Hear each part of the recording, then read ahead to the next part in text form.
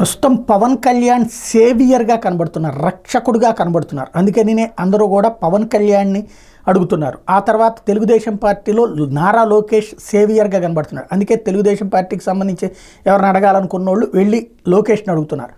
Public ఇద్దరిలో ఎవరో ఒకరిని అప్రోచ్ అవుతున్నారు. తాజాగా చూస్తే ముత్తుకూరు మేజర్ పంచాయతీ సర్పంచ్కి ఎన్నికైనటువంటి ఒక లక్ష్మి అనేటువంటి సర్పంచ్ ఇప్పుడు తాజాగా పవన్ కళ్యాణ్కు లేఖ రాశారు. గిరిజనరాలని నేను 3 ఏళ్లుగా వైకాపా నాయకులు పంచాయతీ కార్యదర్శి తీవ్రంగా వేధించారు. నా సంతకాలు పోర్జరీ చేసి కోట్ల రూపాయల పంచాయతీ నిధులు దుర్వినియోగం చేశారు. రాష్ట్రంలో గిరిజన ప్రజాప్రతినిధుల మీద వైకాపా సాగించిన దౌర్జన్యకాండకు నేనే సజీవ సాక్ష్యం.